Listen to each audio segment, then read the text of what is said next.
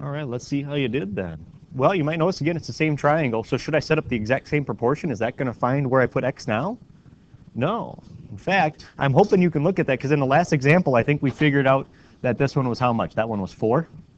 So I hope you realize x better be bigger than 4. Because in this triangle off on the right, it's the hypotenuse, isn't it? So it better be at least a little bigger. And so let's take a look. Well, x is in the spot of the geometric mean, so we're going to write it twice. And which two numbers am I going to use? I'm going to use the little piece closest, 2, and the whole thing, which is 10. All right, so we got 20 right there equals, we got x squared right there. And when you take the square root, again, here's where you have to find out, where does it say to round, or do they want exact? Because 20 is not a perfect square, so we'd have to find out. But I'm guessing that's about in the 4.5 range. It rounds, I think, actually to 4.5. All right? And so it makes sense that this one's slightly bigger. Because don't forget, there's right triangles in here. All right? And so they still have to follow the rules of right triangles. They can't just break the rules because it's a different object. So any questions how that shortcut worked on that one? All right, let's take a look at this one. Notice I've turned the object upside down. Does that change how you have to do it? Does it change the pattern? No, you might have to change your thinking just a little bit. But I would consider, of these numbers, I got a 4, a 10, possibly a 14, and then an x. Of all of those, which one is in the geometric mean spot? The x is, all right, and so we're going to write that twice. And then we got to figure out, well, what am I going to use? And this is the one I found people in the past trying to do weird things. They've tried to use the 4, just directly the 4, and you're not, because the little piece closest would be the 10. And what other piece should you use? The whole thing, which is 14. So what do we got there? We got x squared equals 140.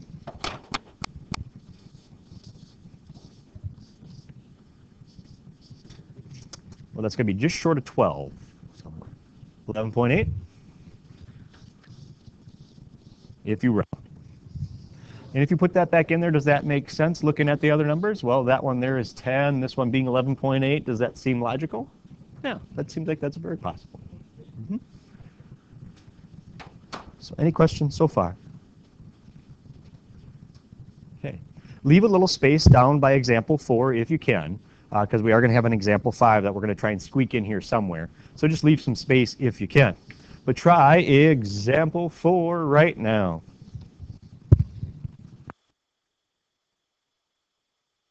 Well, let's see how you did here. Hopefully you did really well. You notice I did something a little different this time. I again turned the object, but it is still the same object.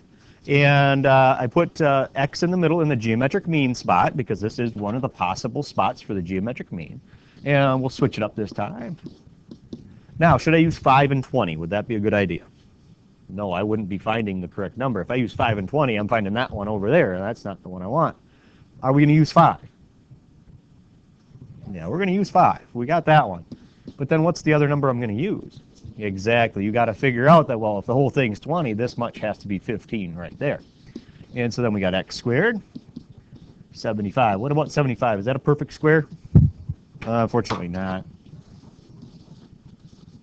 So x approximately 8.7. And does that make sense if you look back at the picture? It's a little more in the, yeah, I can see that happening. So how's the shortcut going so far? Is it going all right?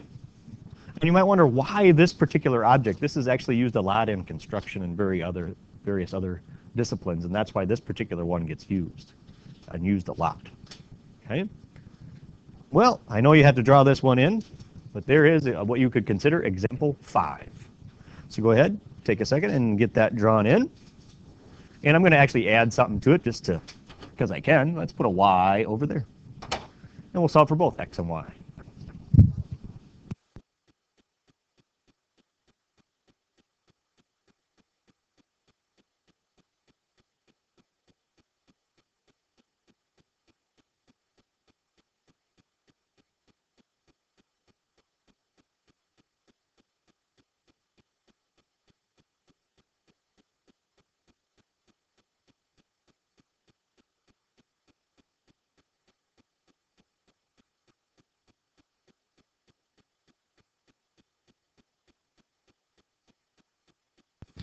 Does it really change anything because there's two variables in there? Does it change necessarily what I have to do? No. So one thing I did different here is, let's go back to what, before I put the y in there, we had an x, an 8, and a 10. Of the x, the 8, and the 10, which one is in the geometric mean location? The 8. So I switched it up. I used to have been putting a variable there this whole time. And I've said this a lot. The geometric mean shows up how many times in the proportion? Shows up twice. So what am I going to write twice this time? The 8. Because 8's the geometric mean. And of what two things in this particular one? Is it y? No. 8's the geometric mean of x and 10. Okay, so there's only one x this time. Some people view that as a good thing. So then what do we get here? We got what? 64 going that way equals 10x going that way. Well, there's no x squared. Yeah, that's nice. I like that, because now I can just divide by 10. No square roots needed this time. 6.4 is x. And then some people put that back in the picture. I'm going to show you actually two strategies for finding y. You could use the geometric mean strategy we learned today using that shortcut.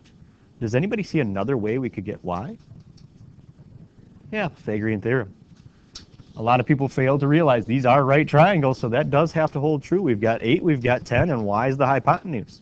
So we could go, if we wanted to, 8 squared plus 10 squared equals y squared, because y is the hypotenuse in that triangle over there. And what do we got here? 64 plus 100 equals y squared. I believe this to be 164 equals y squared.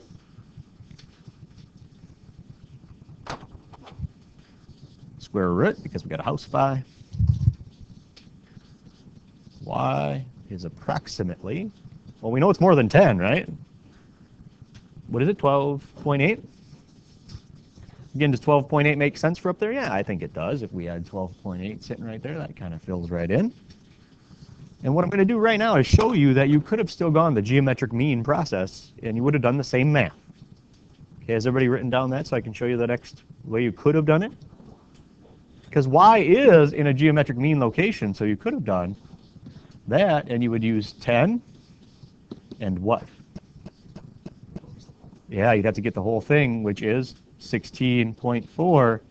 16.4 times 10 miraculously is 164, which we saw somewhere over here, equals y squared. You end up doing the same math. Yep, because the exact same thing is written right there. Either way is going to work. Don't forget there's right triangles in here. Any questions? So if you can keep the shortcut straight, it's actually pretty nice. Saves you a lot of time.